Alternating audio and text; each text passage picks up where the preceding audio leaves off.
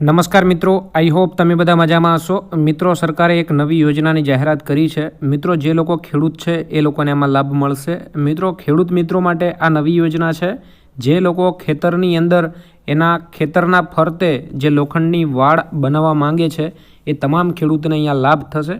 મિત્રો, આનો સરકારે નવો પરિપત્ર કર્યો છે।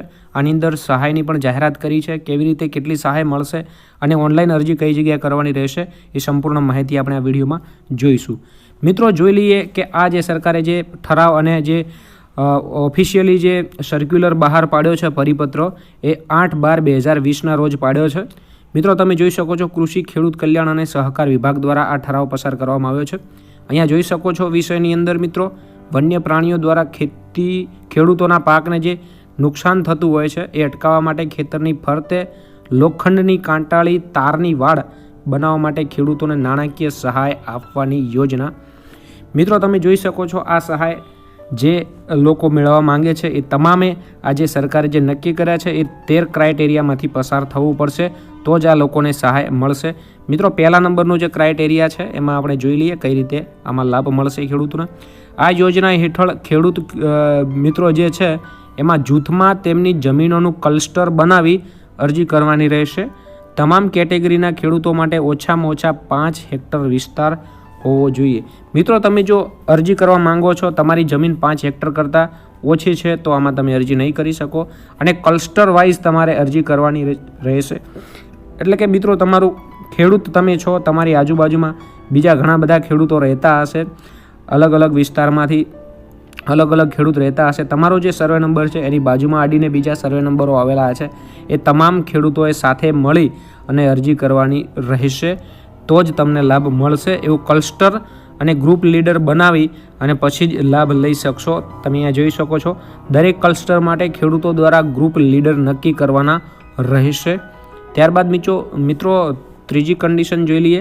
જમીનના ક્લસ્ટર અનુસાર લાભાર્થીઓના જૂથની અરજીઓ અંગે રનિંગ મીટર દીઠ ₹200 અથવા ખરેખર થનાર જે ખર્ચો છે એના 50% સહાય મળશે। જે બંનેમાંથી જે ઓછું હશે એ સહાય મંજૂર કરવાની રહેશે। મિત્રો, તમે જે તમારી ફેન્સિંગ વાળા નખાવો છો તમારા ખેતરના ફરતે તો મિત્રો તમારું મીટર 1 મીટર 2 મીટર 3 મીટર એમ કુલ જેટલા મીટર થતા હશે એમાં મિત્રો 1 મીટરના સરકારે ₹200 નક્કી કર્યા છે। એવી જ રીતે તમને સહાય મળશે અથવા તમારી જે કુલ ગમે એટલા મીટર થાય છે ટોટલ તમે કેલ્ક્યુલેશન કરી અને સરકારને કુલ રકમ તમે બતાવી શકો છો કે ₹1,00,000 કુલ ખર્ચો થયો છે ફેન્સિંગ વાળની અંદર તો સરકાર તમને 50% એમાં સહાય કરશે। મિત્રો, 50% એટલે એના કુલ રકમના 50% એટલે ₹1,00,000ના તમને ₹50,000 સહાય સરકાર તમને આ યોજના અંતર્ગત આપશે। મિત્રો, વાત કરીએ તો આ યોજના માટે તમારે આઈ ખેડૂત પોર્ટલ ઉપર અરજી કરવાની રહેશે। જિલ્લાવાર લક્ષ્યાંકની ફાળવણી માટે રાજ્ય સરકારની મંજૂરી મેળવવાની રહેશે તેમજ વધુ અરજીઓ આવે તેવા કિસ્સામાં ઓનલાઈન ડ્રો સિસ્ટમથી મંજૂરી આપવાની રહેશે। પરંતુ વર્ષને અંતે ડ્રોમાં પસંદ ન થયેલ અરજીઓ પછીના વર્ષ કેરી ફોરવર્ડ કરવાની રહેશે જેથી લાભાર્થી ફરી અરજી કરવાની રહેતી નથી।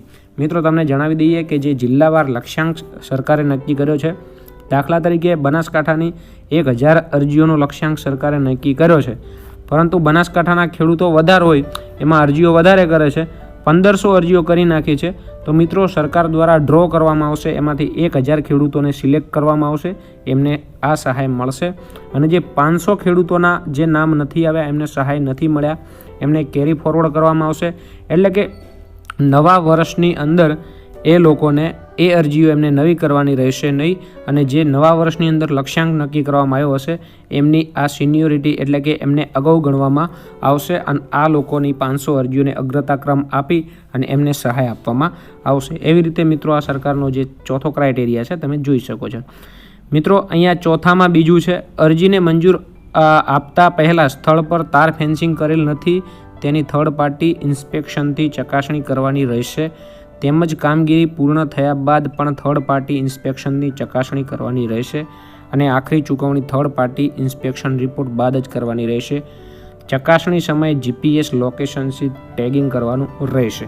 મિત્રો, તમે ફેન્સિંગ તારનો લાભ લીધેલ નથી અથવા તમારે તારનું ફેન્સિંગ અગાઉથી કરેલું નથી એવું ફેન્સિંગમાં તમારા ઘરે ઇન્સ્પેક્શન કરવા માટે જે કોઈ અધિકારી નિમણૂક કરશે સરકાર એ આવશે, ત્યારબાદ એનઓસી આપશે, ત્યારબાદ ઇન્સ્પેક્શન કરનાર અધિકારી રિપોર્ટ આપશે, ત્યારબાદ એને ટ્રેકિંગ કરશે, ત્યારબાદ જ તમને સહાય મળશે.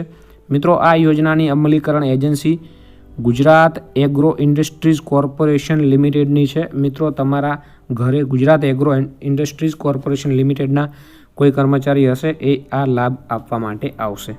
આ યોજનાના અમલીકરણ અંગેની માર્ગદર્શિકા guideline Gujarat agro industries corporation limited દ્વારા અલગથી બનાવવાની રહેશે અને રાજ્ય સરકાર પાસે મંજૂર કરાવવાની રહેશે. મિત્રો, તમે જોઈ શકો છો આ થર્ડ પાર્ટી જે છે ગુજરાત એગ્રો ઇન્ડસ્ટ્રીઝ લિમિટેડ એને આ કામ આપવામાં આવ્યું છે, એના આધીન તમારે ત્યાંથી લાભ મેળવવાનો રહેશે. મિત્રો, તમે જોઈ શકો છો આ યોજનાના અમલીકરણ માટે થનાર ખર્ચના 5% વહીવટી ખર્ચ, જેમાં પ્રચાર પ્રસારનો ખર્ચ સમાવેશ છે, એ ગુજરાત એગ્રો ઇન્ડસ્ટ્રીઝ કોર્પોરેશન લિમિટેડને મળશે. આ મિત્રો આપણા કામનું નથી. સાથે 8મા નંબરની જોગવાઈ, તાર ફેન્સિંગમાં માલ material specification Gujarat agro industry corporation limited અગાઉથી નક્કી કરી રાજ્ય સરકારની મંજૂરી મેળવવાની રહેશે. આ પણ કામનું નથી. મિત્રો, 9 નંબરનું જે છે એ તાર ફેન્સિંગની design Gujarat agro industries corporation લિમિટેડે તૈયાર કરી રાજ્ય સરકાર પાસે મંજૂરી કરવાની પ્રસિદ્ધિકરણ રહેશે. આ પણ આપણી કામનું નથી. મિત્રો, જોઈ લઈએ 10મા નંબરનું, નક્કી કરેલ ડિઝાઇનથી હલકી ગુણવત્તા અથવા ઓછા માલ સામાનવાળી તારની વાડ ખેડૂત બનાવી શકશે નહીં. મિત્રો, જે નક્કી કર્યો હશે ક્રાઇટેરિયા કે ભાઈ જે લોખંડ છે કે 1 મીટરની અંદર 5 કિલો લોખંડ આવવું જોઈએ, તો લોખંડ આવવું જોઈએ એવી ગુણવત્તાવાળી આરિયા જાળી બનાવવાની રહેશે. ખેડૂતના જૂથ દ્વારા વધુ ખર્ચે ફેન્સિંગ બનાવવામાં આવે તો નિર્ધારિત સહાય ઉપરાંતનો ખર્ચ ખેડૂતે કરવાનો રહેશે. પરંતુ મિત્રો, નક્કી કરેલા ખર્ચ કરતાં તમારે હેવી જાળી ફેન્સિંગ વાડ બનાવી છે તો એનો ખર્ચો ખેડૂત પોતે આપવાનો રહેશે.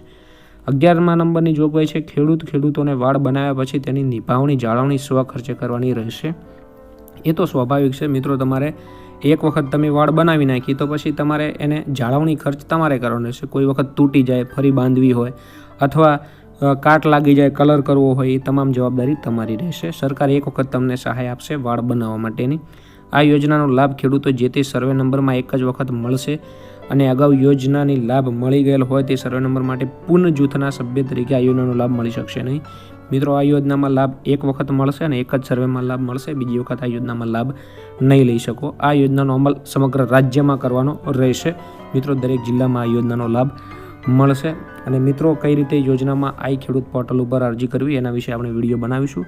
ત્યાં સુધી અમારી ચેનલને સબસ્ક્રાઈબ ન કરી હોય તો કરી લો. મિત્રો, સરકારી યોજના ભરતી વિધાઉટ સ્પેસ તમે સર્ચ કરી શકો છો અને યુટ્યુબમાં તમે સબસ્ક્રાઈબ કરી શકો તો ચેનલને સમગ્ર સરળ ભાષામાં તમને વિડીયો મળશે. એમાં દરેક યોજનાઓ તેમજ રાજ્ય સરકાર દ્વારા તાજેતરની નવી જાહેરાતનો વિડીયો મળશે. સાથે સાથે તમને જણાવી દઈએ કે ઇન્સ્ટાગ્રામ પર અમારું આઈડી બની ગયું છે, તમે અહીંયા ફોલો કરી શકો છો અને તમે જે મનગમતા તમારા પ્રશ્નો હોય, ઉદ્ભવતા હોય એ અહીંયા પૂછી શકો છો અને રાજ્ય સરકારની જે યોજનાઓ છે એની પણ માહિતી અહીંયા પૂછી શકો છો. સાથે સાથે ફેસબુકમાં તમે એમને ફોલો કરી શકો છો. વિડીયો જોવા બદલ આભાર. ફરી મળીશું નેક્સ્ટ વિડીયોમાં. ત્યાં સુધી આવજો. જય જવાન, જય કિસાન.